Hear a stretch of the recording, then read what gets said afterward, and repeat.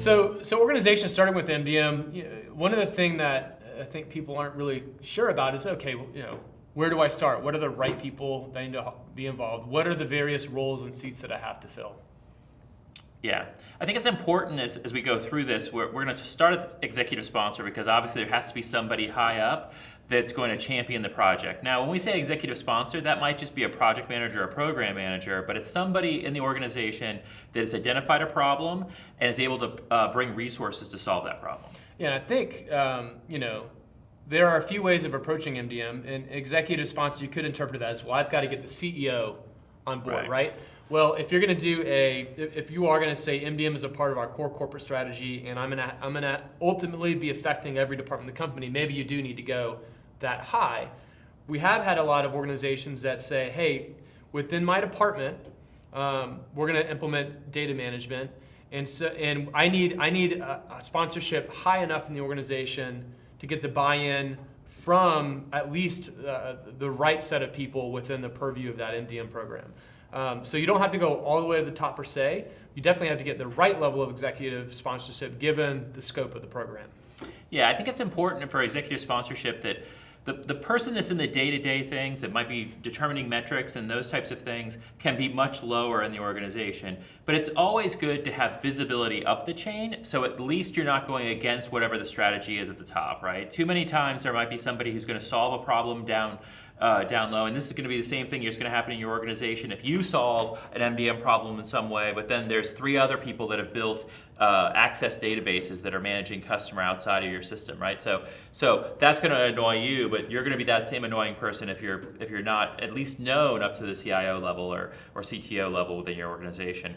But yeah, it's important that you have executive sponsorship that understands the problem at hand and can help drive the metrics that are necessary for the business at large. And the other role, sub-role really within the executive sponsors is that program or project management.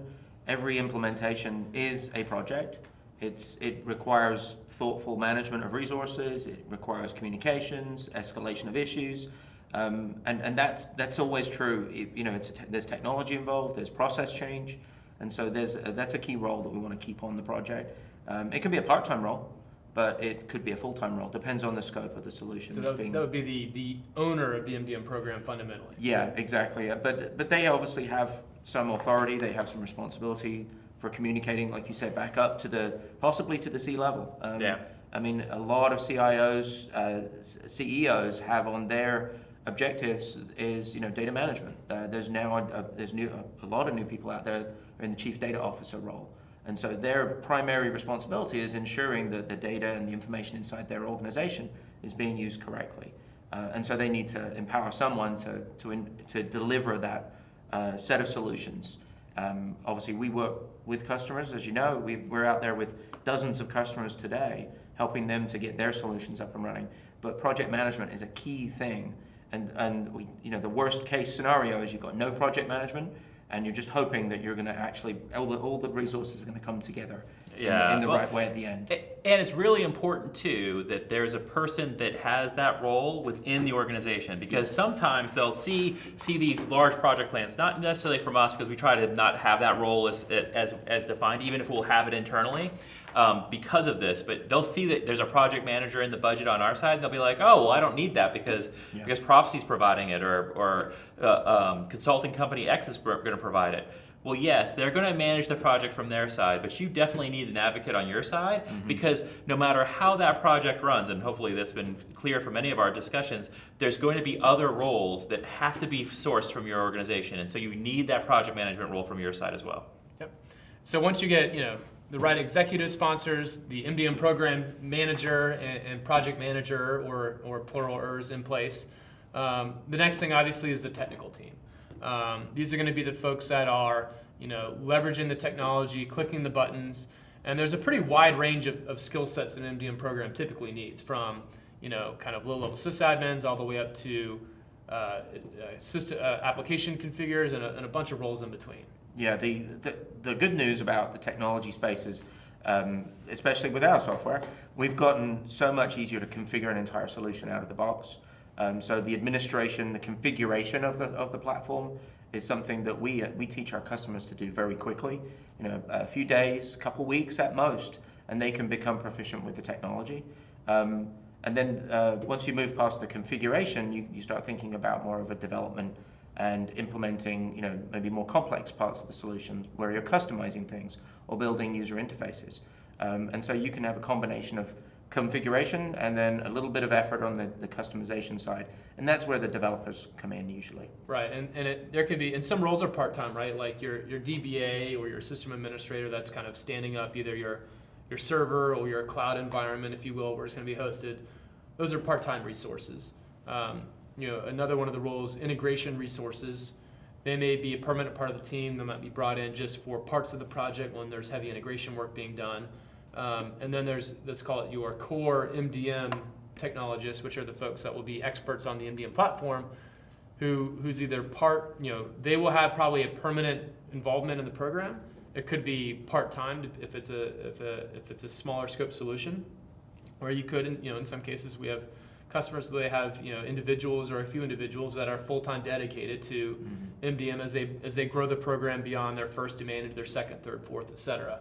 And in some cases, even very large organizations will have separate data management teams, and they'll be working either on the same instance or on certainly the same platform, but coordinating resources, coordinating processing, sometimes having parallel project development teams, basically. Yep. The other role is the subject matter expert role, which is usually embodied in a business analyst, either in the IT group or someone that works closely in a lead role in the business area. And it could be the program manager, the project manager, if that's another role that they might have, because a lot of times those are the good people that can be that invested sponsor person that's from the business that understands the problems that you're dealing with, so they can form both those roles. But sometimes there will be a business analyst, especially in these larger companies, that just really understands the nature of driving the business to define their problems, right? And so they're going to be able to do business modeling, process modeling, show that type of stuff, and for the business. And so there might be a business analyst role, subject matter expert that is able to help with those processes. But a lot of times that will fall into the project manager, program manager roles as well. Yep, and data architects is another role that we see sometimes. It's typically at some of the larger organizations that have even teams of data architects or information architects that are focused on managing the broad ecosystem of data across the enterprise. And so those resources can be helpful for understanding where data lives, helpful in defining standards that the program should adhere to, and also in some cases helping affect change, right? If we need to, in order to achieve our requirements from a data management perspective, changing some policy or standard within the organization. Yes. And then the last group, not last but not least, is our data stewards, right? These are the folks that obviously are going to be doing the day-to-day management of the data, and that's a group that sometimes is saved for last. We definitely have organizations that struggle getting people to buy in.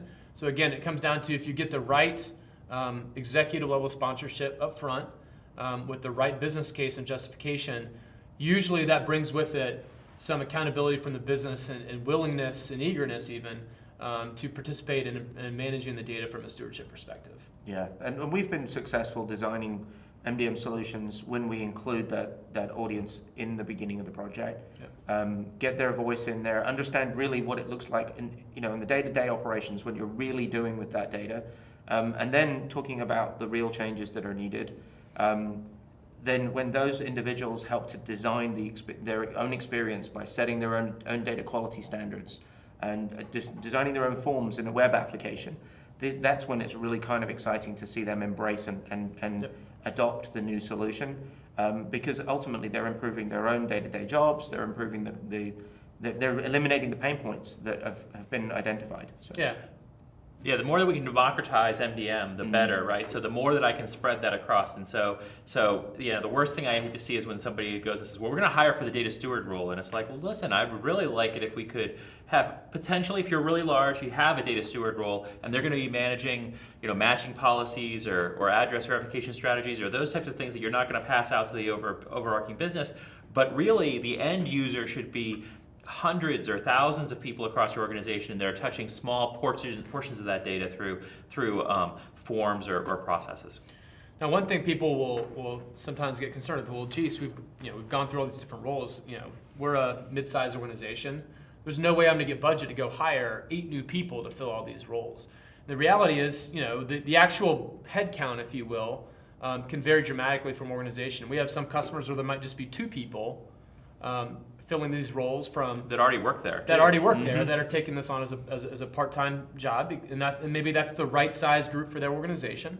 And we have other organizations that obviously are much larger and have entire teams around some of these roles, and obviously are budgeting for that, and that's part of their business case is saying, hey, this is a really big problem we've got to solve. We're a really big, complex company. It's going to take more people to do it, but all these roles still need to be filled by somebody. And again, it could be filled by a very small group or it could be a pretty large team. It all depends on the nature of the organization and the problems being solved. Yeah, and no matter how you're doing this, right? I mean, at least if you're being honest with yourselves in these organizations, over time it should be freeing somebody up with more time to do what is a more value-added task of selling more or using that data better to manage products or to market better, whatever those things are.